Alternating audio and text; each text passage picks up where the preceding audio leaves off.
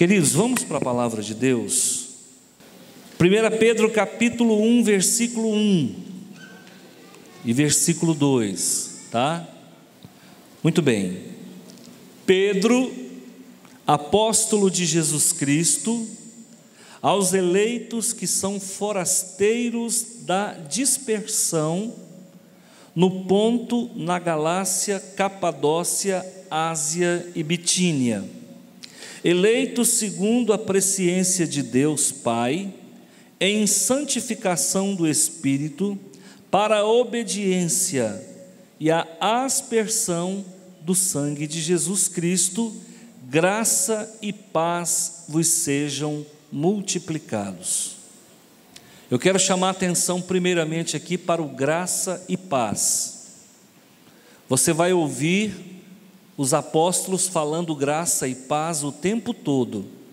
Então, quando nós, batista, falamos graça e paz, nós estamos biblicamente corretos. Agora, vai lá para capítulo 4 agora, versículo 7, 8, 9 e 10. 1 Pedro 4, 7. Ora, o fim de todas as coisas está próximo. Sede, portanto, criteriosos e sóbrios, a bem das vossas orações. Acima de tudo, porém, tende amor intenso uns para com outros, porque o amor cobre multidão de pecados. Sede mutuamente hospitaleiros, sem murmuração. Versículo 10. Servi uns aos outros. Primeiramente, eu vou me deter no capítulo 1 e eu preciso falar um pouco sobre isso aqui. Nós vamos falar sobre os eleitos de Deus, tá? Eu vou intitular essa mensagem Os Eleitos de Deus. Quem sabe o que é eleição? Levante a mão. Eleição. Quem veio da igreja presbiteriana sabe de cor e salteado, tem obrigação de saber. Quem é que veio da igreja presbiteriana aí? Levante a mão. Olha lá, todo bom presbiteriano sabe, ó, tá vendo? Olha lá, o Gleibson. Gente, essa doutrina da eleição, ela não é uma doutrina somente bíblica, ela é uma doutrina que foi defendida por alguns teólogos importantes, do qual eu tenho falado há alguns dias, que é Santo Agostinho. Mas a doutrina da eleição, ela foi muito bem explicada por um homem chamado João Calvino. João Calvino, francês e ao mesmo tempo suíço, formulou ou popularizou a doutrina bíblica da eleição. De vez em quando nós encontramos alguns arminianos que dizem assim: não existe eleição coisa nenhuma. Bom, então eu vou ter que rasgar a minha Bíblia. Realmente a eleição é bíblico. Agora preste atenção no que Pedro fala. Pedro, apóstolo de Jesus, aos eleitos. Quem são os eleitos? Todos nós fomos eleitos. Eleitos para quê, pastor? Para salvação. Há dois tipos de eleição: eleição para salvação e eleição para condenação. Segundo a doutrina da eleição, Deus elegeu quem vai morar no céu antes da fundação do mundo, antes do pecado existir, antes dos planetas existirem.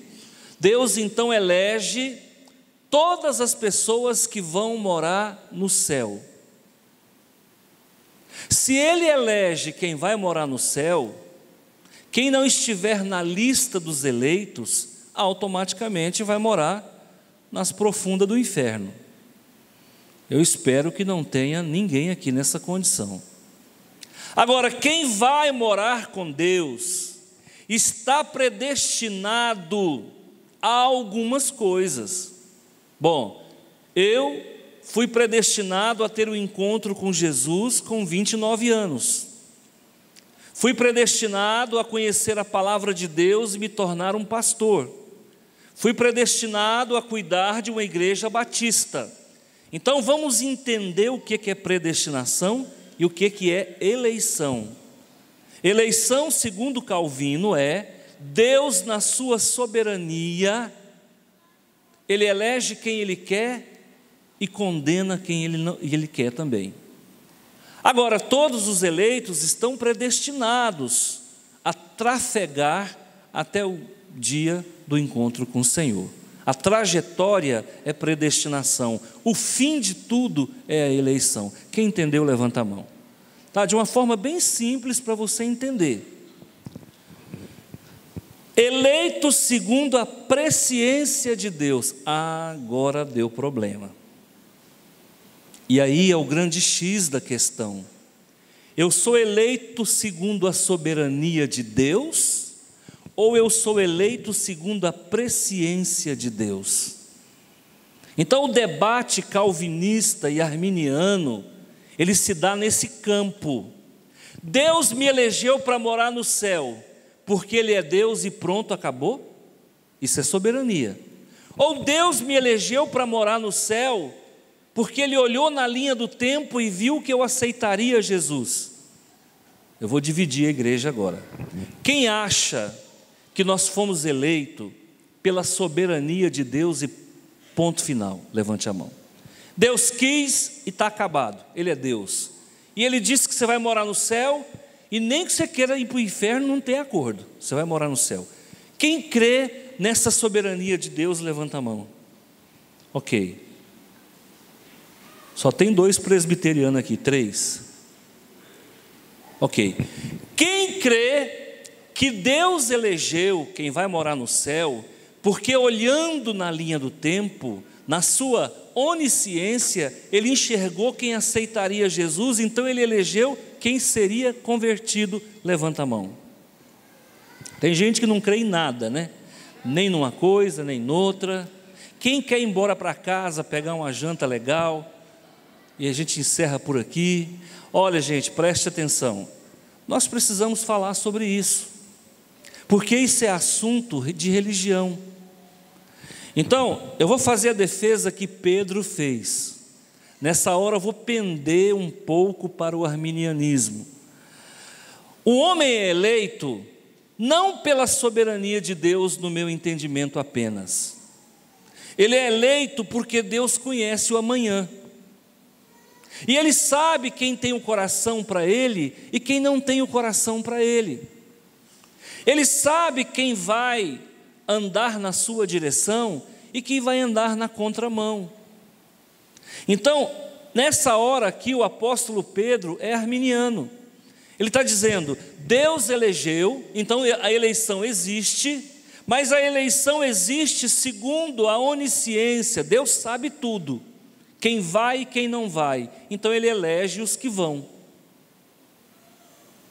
Então nós vamos morar com Deus, e eleitos segundo a presciência de Deus, em santificação. Não tem eleição sem santificação. Então alguns irmãos dizem mais ou menos assim: eu posso pecar, eu sou eleito. Está certo ou está errado? Pois é, mas tem gente pegando carona nessa heresia. Não, eu sou eleito, eu posso tomar uma canjibrina. Eu sou eleito, eu posso comprar e não pagar. Eu sou eleito, eu posso namorar, deixar a mulher dormindo, vou namorar.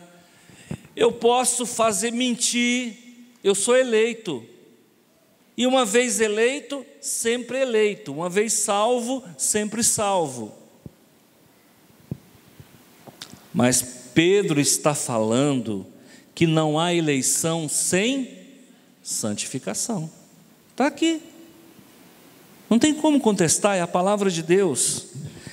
Então, nós somos santificados pelo Espírito. Quem é que vai promover a santificação, a nossa santificação? Primeiramente Deus, com a nossa concordância. O Espírito Santo chega para você, eleito, e fala assim: ó, agora você é eleito, para de mentir. Aí você fala assim: mas Espírito, até o ano passado, até ontem eu podia mentir, eu não tinha peso de consciência, agora eu minto, me dá uma depressão, uma tristeza, uma vergonha. Por quê? Porque isso é santificação. A santificação é exatamente isso. Haverá momentos na sua vida que Deus vai falar para você assim: a partir de agora você não pode mais fazer isso. Santificação são momentos que Deus falou: daqui para frente não pode mais. Então nós precisamos dele para a santificação, e nós temos que concordar com ele para que a santificação aconteça. Vocês sabiam que as igrejas não pregam mais sobre santificação? Com medo de perder fiel? Eu sou o herói da resistência, eu continuo pregando santificação como há 3 séculos atrás, porque eu acredito na palavra de Deus, eu creio na palavra de Deus. Então, gente, todo mundo que vai morar com Deus é eleito. E todo mundo que vai morar com Deus está predestinado a ser santificado. Muito bem, quem falou está de parabéns. Aí, ó, o Diego. Então, nós precisamos santificar a nossa vida. Eu sofro, irmão, vocês não têm noção. Uma das pessoas que mais sofre com isso sou eu.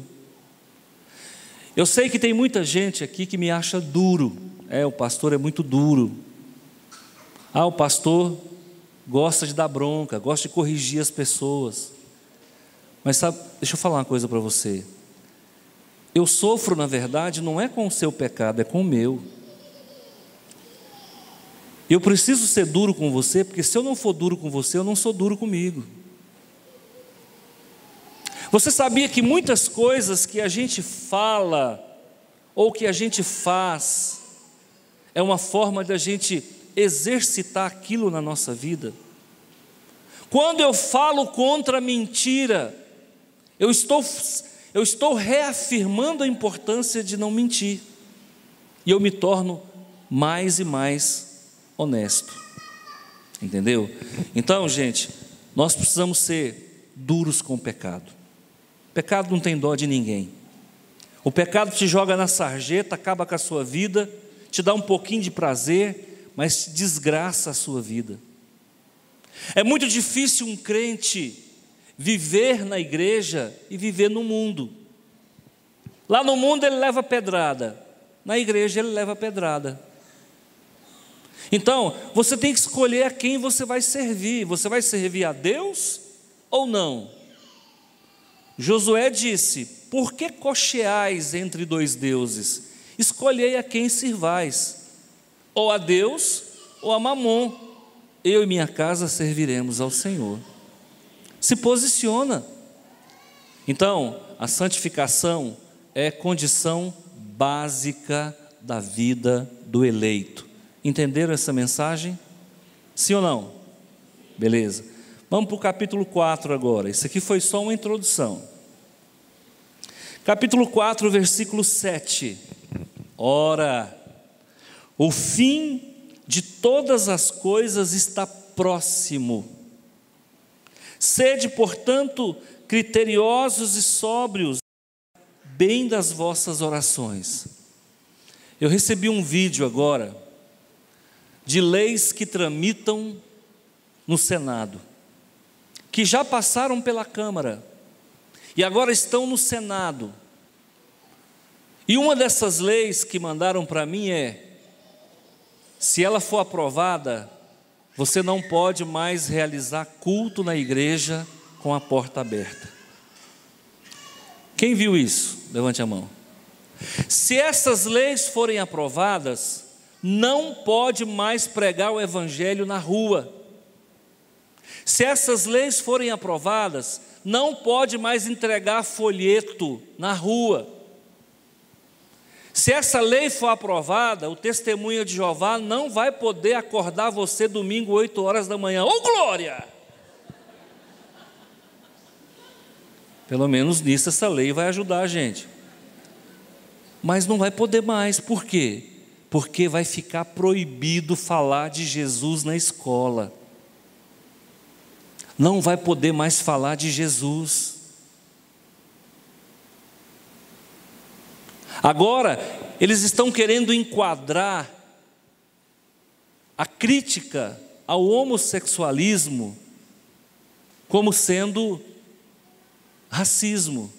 O racismo é um crime inafiançável. Eu acho que tem que ser mesmo. O racismo tem que ser mesmo um crime inafiançável.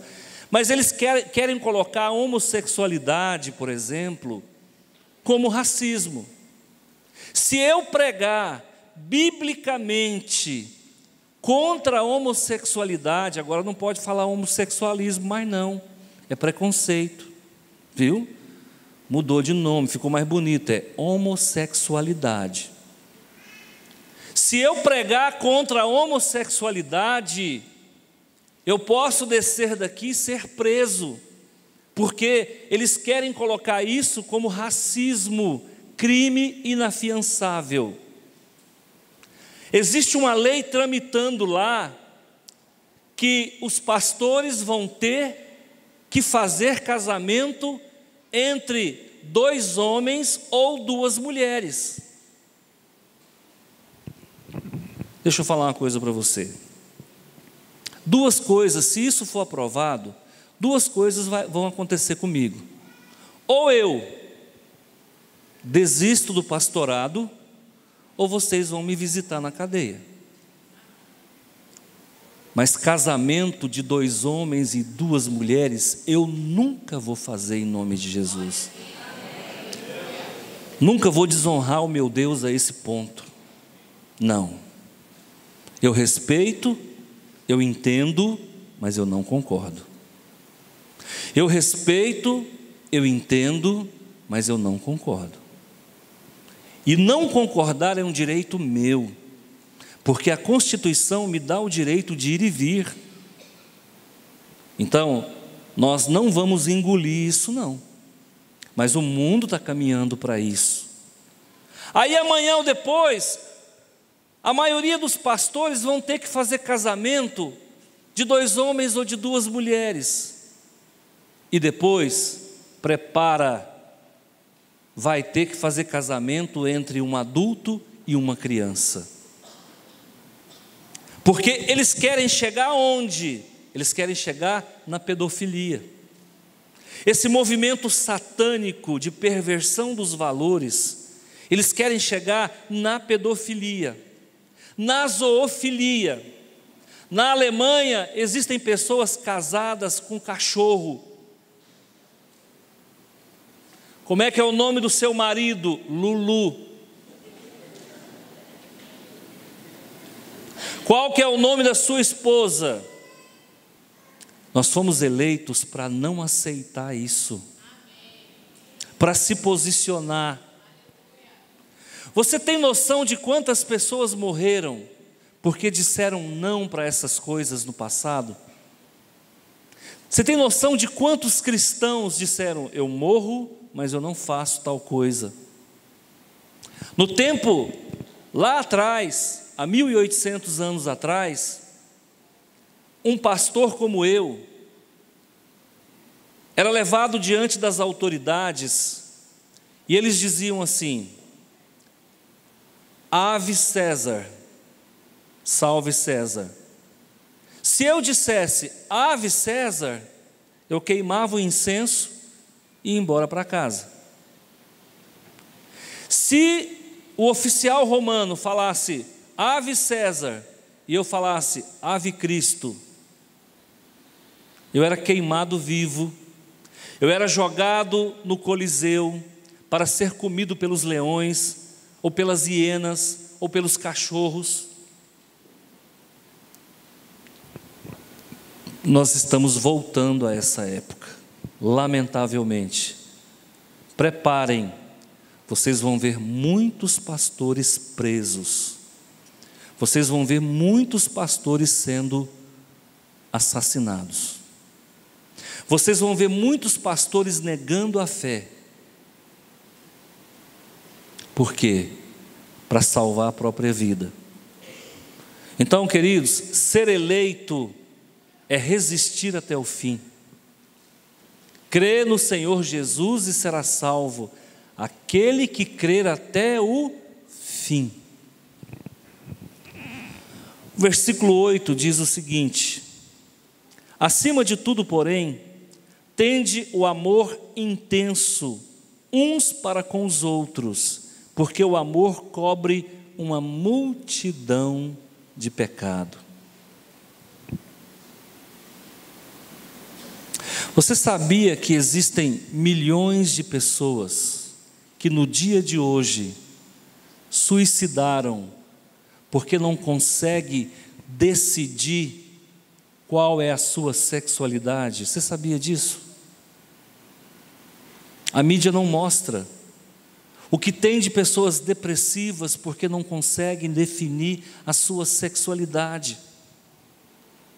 Quando eu tinha 15 anos de idade, eu não tive pai, e eu fui criado só pela mãe. Qual era a referência que eu tinha? Mãe. Então vamos lá, eu não tive pai, eu estou contando o meu caso, não estou dizendo que o outro caso seja igual. Eu não tinha referência paterna, eu só tinha referência materna. Quando eu tinha 15 anos de idade, eu falava assim comigo mesmo: eu vou ser homem ou eu vou ser mulher? Porque não tinha essa ideia de gênero. Eu vou ser macho ou eu vou ser fêmea? E eu fiquei muito tempo nesse negócio. E fui tentado barbaridade, você não tem noção. Eu fui tentado barbaridade nesse quesito. Mas eu fiz a opção por ser aquilo que Deus queria que eu fosse. Então hoje eu sou homem. Ajo como homem, vivo como homem. Mas acontece, irmãos, que esta geração é fraca. Essa geração não tem referência. A referência desta geração são os atores da Globo. A referência desta geração é um partido político. A referência desta geração são pessoas famosas. Quando alguém é educado segundo os valores bíblicos, a referência dele é Cristo. Então preste atenção, o amor intenso cobre uma multidão de pecados. Nós precisamos amar as pessoas. Se posicionar quanto à questão da sexualidade não significa que eu não ame alguém. Ter posicionamento relativo ao adultério não significa que eu não ame o adúltero, mas eu preciso falar a verdade para ele. Então, queridos, o amor cobre uma multidão de pecados. Quando Jesus morreu na cruz, Ele me amou, e o amor dele cobriu todos os meus pecados. E eu, olhando para isso, eu disse: eu preciso seguir esse Jesus que morreu por mim. Vou contar uma história sobre amor, grava isso. Um homem muito rico tinha um iate, e ele resolveu passear no mar, fazer um passeio no mar, em alto mar, com o seu filho. Ele disse: filho, amanhã eu vou tirar o dia para você. Só eu e você vamos para o mar. Sua mãe não vai. Só eu e você. E esse menino tinha por volta de 10 anos. Ele disse: pai, se eu te pedir uma coisa, o senhor faz? Ele falou: faço, filho. Deixa eu levar meu coleguinha. Eu queria tanto que ele conhecesse o mar. Ele não conhece o mar. O pai falou assim: meu filho, eu vou levar você e o seu coleguinha. Acontece, irmãos, eles estavam em alto mar, e o mar ficou bravio, e uma tempestade se abateu sobre aquela embarcação. E depois de algum tempo, as crianças foram jogadas no mar. E o homem viu que as crianças estavam se afogando. E ele disse: eu não vou ter tempo para salvar os dois, eu vou ter que salvar um. E agora? Eu salvo quem? O meu filho? Ou eu salvo o filho do meu amigo? E ele tinha que pensar rápido, as crianças estavam se afogando. Até ele tirar um da água, o outro já tinha morrido. Ele pensou: se eu salvar o meu filho, quando eu chegar na cidade, o meu amigo me mata. Se eu salvar o coleguinha do meu filho, eu vou guardar para sempre a dor de ter perdido o filho para salvar o coleguinha do meu filho. E depois dele pensar, ele jogou a corda não para o seu filho, ele jogou a corda para o coleguinha do seu filho. Mais ou menos 3 ou 4, 5 minutos para tirar aquela criança da água. Ela segurou na corda, mas até que ele puxa a onda batendo para cá e para lá, que ele consegue colocar a criança dentro do barco, o seu filho tinha desaparecido. E ele nunca mais viu. Sabe quem é esse homem? Jesus. Deus, que entregou o próprio filho para morrer, para que você fosse salvo. Deus é esse capitão, Deus é esse almirante que salvou o outro em detrimento do filho. Isso é amor, irmão, que cobre uma multidão de pecado.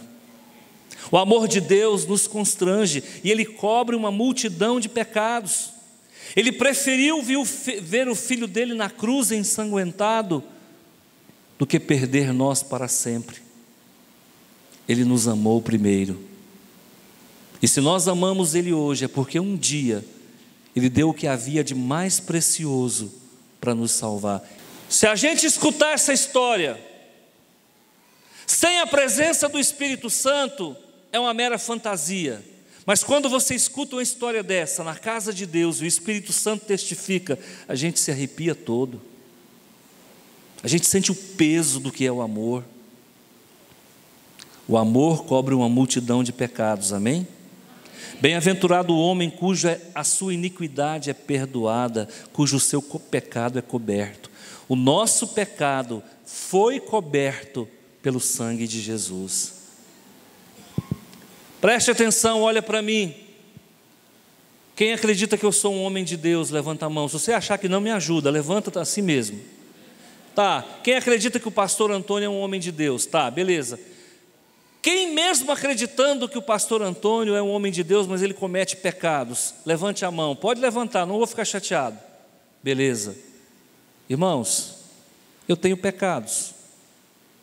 Nada que me desabona como pastor, pode ficar tranquilo.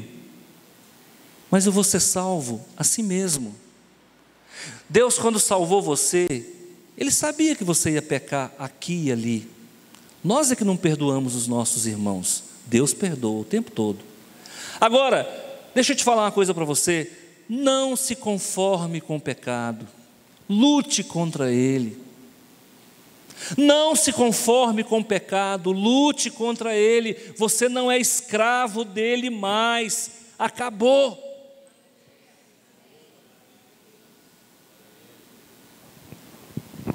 A gente é vítima.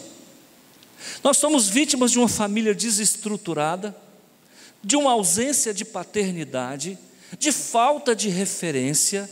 Nós somos vítimas do meio que nos influencia negativamente. Mas nós temos que resistir o meio. Nós temos que resistir à orfandade, à falta de paternidade, à falta de referência. Sabe o que estão ensinando para as nossas crianças na escola pública? Estão ensinando ideologia de gênero. A criança está aprendendo lá na escola pública, graças ao marxismo. Esses partidos socialistas aí, todos eles defendem isso. Isso é marxismo. Que a criança, ela pode se relacionar com outra do mesmo sexo. Pegue as cartilhas do MEC, dá uma olhada, você vai se assustar. Nós não podemos votar nesses partidos que são favoráveis à ideologia de gênero. Você nunca me viu pregando, é a primeira vez eu estou abrindo a boca, porque depois da manhã você vai fazer valer a tua vontade. Cuidado com esses partidos que defendem ideologia de gênero, eles querem acabar com os valores da sociedade. Esse povo é contra Deus, é contra Deus. O amor cobre uma multidão de pecados. Grava isso, tá? Primeiro ponto, o amor cobre uma multidão de pecados. Segundo, sede mutuamente hospitaleiro. Deixe alguém morar no seu coração. Escuta, tem gente que não ama nem o marido. Tem marido que não ama nem a mulher. Tem pai que não ama o filho. Tem filho que não ama o pai. No seu coração não cabe o seu filho. No seu coração não cabe sua esposa. Coração de Deus cabe todos nós. É diferente. Vou contar uma história para você. Um homem cortou a mão. Foi até o hospital. Chegando no hospital, o médico o atendeu. Não era UPA não, foi rapidinho, ele foi atendido. Chegando lá, ele falou: doutor, não demora, porque eu tenho que visitar minha esposa. A minha esposa está num lar de idosos. E ela tem Alzheimer, e eu preciso visitar ela. Não demora. O médico começou a suturar e demorou. Ele falou: estou preocupado com o senhor, porque eu ainda vou demorar aqui uns 40 minutos. E a sua esposa vai ficar muito triste, porque o senhor vai demorar a chegar. Ele disse assim: doutor, a minha mulher tem Alzheimer, e tem 5 anos que ela não sabe quem sou eu. Aí o médico falou: então não estou entendendo. Por que essa pressa? Realmente, doutor, ela não sabe quem sou eu, mas eu sei quem é ela. Ela é a mulher que viveu comigo 50 anos. É a mulher que me tolerou. É a mulher que teve apenas eu como seu único esposo. Foi a mulher que me deu filhos. Foi a mulher que envelheceu comigo. E é a mulher que possivelmente eu vou enterrar. Deixe alguém morar no seu coração. Ame de verdade. Ame de verdade. Há dias atrás, eu ouvi a história de um pai que queria que a filha se casasse para ela sair logo de casa. Você acredita que tem pai assim, irmão? Você acredita que tem filho que casou porque queria sair logo da casa do pai, porque não tolerava aquela situação? Existe. Então deixa eu falar uma coisa para você. Como esse homem, hospede alguém no seu coração. Viva, mas deixe alguém viver dentro de você. Você deve ter alguém que você ama muito. Se você não tiver, me desculpa, tem alguma coisa errada. Alguém você tem que amar muito. O ideal é que você amasse a muita gente, mas se você não conseguir amar a muitos, tem que existir alguém que você dá a vida por essa pessoa. Eu te pergunto, quem é? É o seu cônjuge? É o seu filho? É a sua mãe? Há uns anos atrás, no começo do meu ministério, pastor passa por muita coisa. Uma professora me procurou. Nós éramos colegas de trabalho numa escola particular. Ela lecionava nas séries iniciais, o maternal, e eu lecionava no ensino médio. Mas a gente cruzava os corredores e ficamos conhecidos. Tempo depois eu me tornei pastor. E um dia ela me procurou na Secretaria Municipal de Educação. Antônio, eu preciso da sua ajuda. Eu falei: pois não, o que é o problema? Ela disse: meu pai está há 2 anos e meio em cima de uma cama, vegetando. E Deus, eu tive um sonho, que Deus falou para mim, que você vai curar meu pai. Olha que responsabilidade. Falei: meu Deus. E eu fui, gravei o nome do homem, nunca mais esqueci, tem mais de 10 anos. Gravei o nome dele, gravei aquela cena. E ela me levou na casa dela. Chegando lá, ele estava dentro, fizeram uma UTI dentro da casa. Ele estava numa cama, num colchão de água, há 2 anos e meio. Quando eu entrei naquele quarto, eu senti um cheiro de carne humana. Eu nunca tinha sentido cheiro de carne humana. E eu entrei, quando eu entrei, eu senti assim que, meu Deus, será que eu vou passar mal aqui dentro? Ela já fechou a porta, ficou eu, ela e o pai dela. E aí ela falou assim: olha só a situação do meu pai. Ela sozinha virou o pai dela na cama. Eu contei 6 buracos nele. Um buraco de cá, chamado escária, né? Um buraco de cá, um buraco de cá, um buraco aqui, outro buraco aqui, um buraco aqui, outro buraco aqui. Você sabe o que é buraco? É você ver os nervos branquinhos. Sabe o que é buraco? É você ver os ossos branquinhos da pessoa. E aquele cheiro de carne humana recendiu no quarto. Falei, meu Deus, me ajuda. E aí eu falei, o que você quer que eu faça? Ela falou, eu quero que você ore.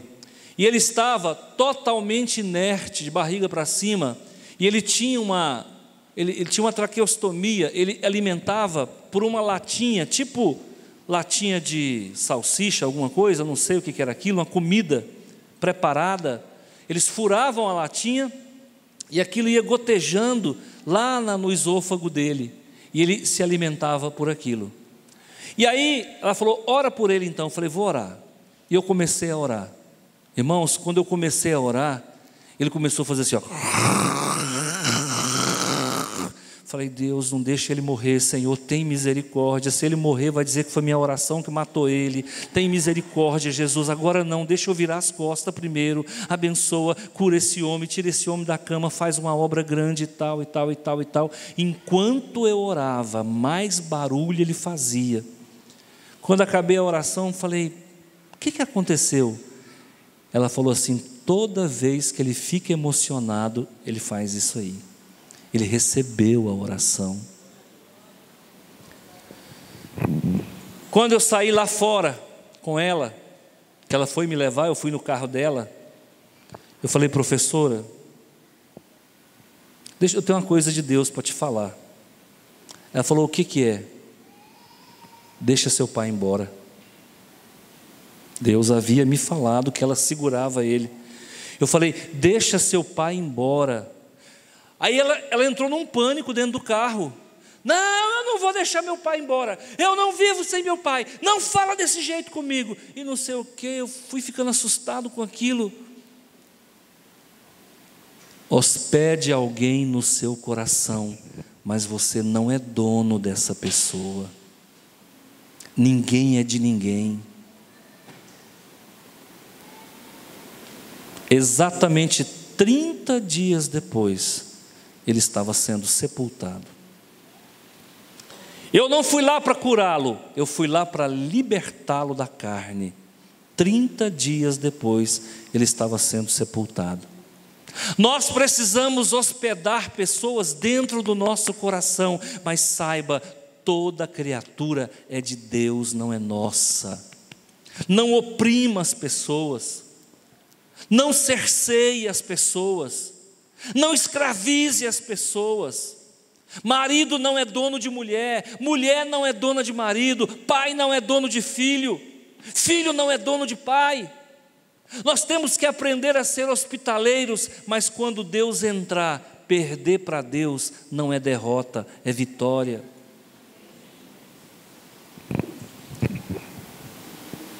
Terceiro, servir, versículo 10, servir uns aos outros. Deixa eu contar uma história para você. São 3 histórias, tá? Cada história fundamentando cada situação. Um certo homem chegou numa roça de melancia. Eu não sei o nome da roça de melancia, deve ser melancial. Chegou na roça de melancia e começou a encher uma caminhonete.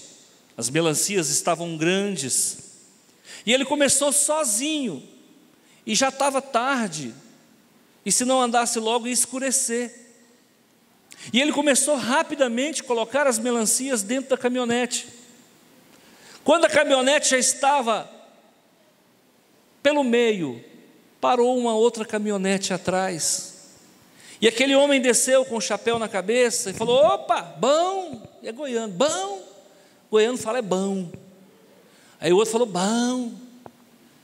O que o senhor está fazendo aí? Ele falou: não, eu estou pegando as melancias rápido aqui, porque vai escurecer e eu tenho que encher essa caminhonete. Ele falou: o senhor quer ajuda? Ele falou: quero. E o chapeuzudo foi lá e ajudou ele a pegar as melancias e encheu a caminhonete. E os dois conversando, falando do Botafogo e pegando aquela melancia, colocando dentro da caminhonete. Um falava: o Botafogo é o melhor time, o outro falava: é o melhor mesmo, vamos lá, vamos encher. Quando acabaram de encher a caminhonete, aquele cara que estava pegando a melancia ficou tão grato. Falou: nossa, é difícil encontrar pessoas como o senhor. O senhor mora aqui na região? Ele falou: moro. O senhor conhece o dono dessa fazenda de melancias aqui? Ele falou: conheço, sou eu. Ladrão de melancia. Você consegue servir quem está te roubando? O teu funcionário está metendo a mão no caixa. Você sabe que ele está te roubando. O filho dele adoece. Você vai lá e paga a consulta. A pessoa está falando mal de você. Aqui acontece isso comigo. De vez em quando eu fico sabendo de gente que fala mal de mim. Fala a verdade e fala mentira. Porque o defeito que o pastor não tiver, tem ovelha que põe. E aí as coisas complicam para essas pessoas. Quem fala mal de pastor, irmão, tem muito problema. E a pessoa vem para mim. E quando ela chega para mim, ela fala: pastor, o senhor ora por mim, eu estou vivendo um verdadeiro inferno. E você olha para ela e você sabe que ela almoça você, janta você. Você sabe que ela fala mal de você, verdades e mentiras. Você oraria para matar ela? Ou você oraria para Deus resolver o problema dela? A vida é isso aí, irmãos. Quantas pessoas eu ajudei a encher o caminhão de melancia e roubam de Deus todo mês. Eu estou orando para Deus prosperar e a pessoa está metendo a mão no caixa da igreja. Vou contar uma outra história. Hoje eu estou contador de caos. Agora esse é verdade, isso aqui não é ilustração não. Um ladrão vai roubar uma pessoa, um jovem de 25 anos, e durante o roubo, o assalto, ele acaba matando a vítima. Esse homem é preso. Isso é real, tá? Esse homem foi preso porque matou, chama latrocínio. Matou para roubar. Passado um tempo, não sei quanto tempo, quantos meses, isso saiu no Fantástico, tá? Há muitos anos atrás. Passado algum tempo, uma mulher chega na delegacia e fala assim: eu queria falar com o fulano, eu queria entregar esse almoço para ele. Ela foi lá, levou o almoço para aquele ladrão, assassino. O homem pega aquela marmita, come, agradece. A mulher pergunta: você gostou, meu filho? Ele falou: deliciosa. Ele falou: amanhã eu vou trazer de novo.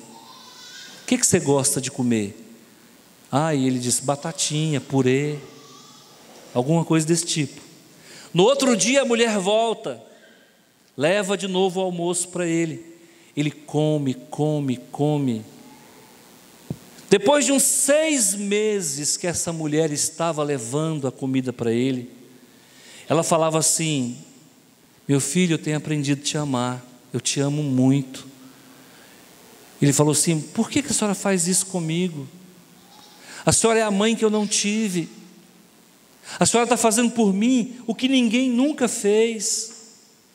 Por que a senhora está fazendo isso comigo? Ela falou assim: eu não posso falar, porque o dia que eu falar, você não vai se sentir bem. E ela continuou levando. Tinha quase um ano que ela estava levando comida para ele.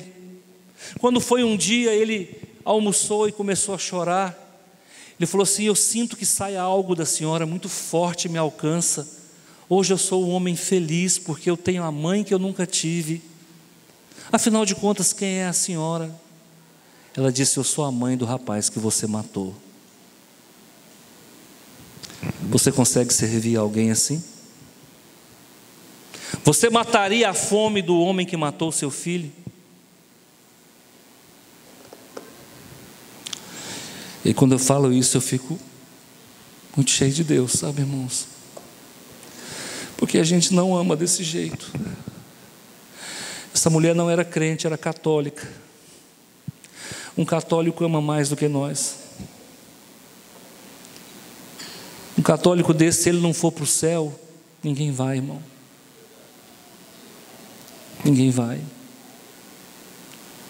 Você serviria nessas condições? A Bíblia foi escrita num nível que você não entende. Deus nivelou tudo que Ele fala no mais alto nível. Quando Deus fala de amor, é amor mesmo. Quando Deus fala de servir, é servir mesmo. Quando Deus fala de ser hospitaleiro, é hospitaleiro mesmo. Por quê, pastor? Porque você é um eleito de Deus. Você vai morar com Deus, e eu vou dizer para você: você já mora. Você já está assentado nas regiões celestiais. E se o amor desse nível não alcançou a nossa vida, vamos pedir misericórdia para Deus, que Ele nos ensine a amar de verdade. A gente ama o nosso pastor, mas não consegue ficar sem falar mal dele. A gente ama o bandido, mas é ele para lá e nós para cá. A gente ama o ladrão, mas não vai encher a caminhonete dele com produto nosso. O nosso amor é pobre, o nosso amor é miserável, e não é isso que o Senhor nos ensina. O Senhor nos ensina a amar de verdade. Lamentável, eu já presenciei velórios, onde o falecido está lá na sala, e os filhos estão dividindo a herança lá fora.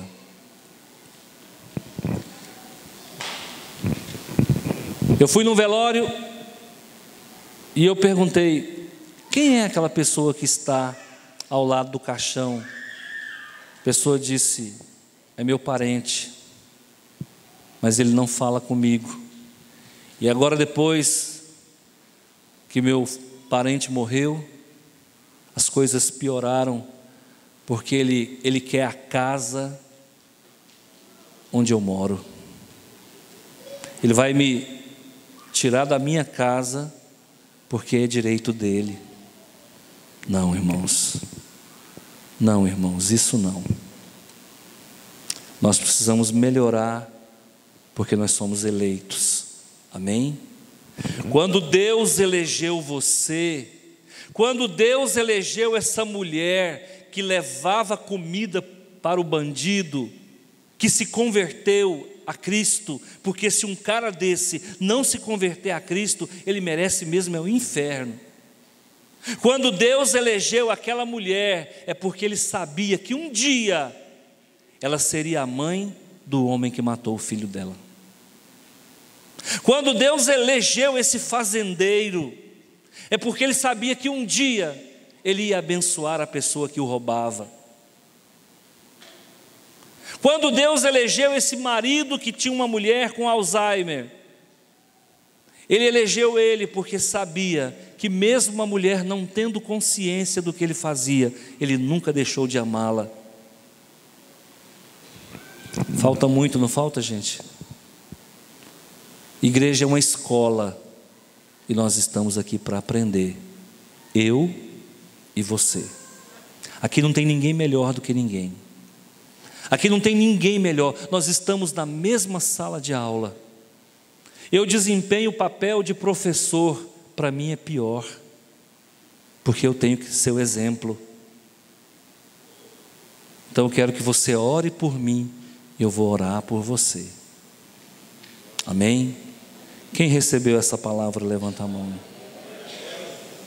Tem uma presença de Deus aqui que você não tem noção. Tem uma unção aqui que você não tem noção. A vontade é de chorar o tempo todo. É um quebrantamento que Deus traz. Porque essa palavra falou no seu coração. Essa palavra libertou você de alguma coisa. Não perde o que você ganhou, não. Não perde o que Deus está te entregando. Eu não estou te prometendo nada. Eu estou dizendo para você, não perde o que você ganhou.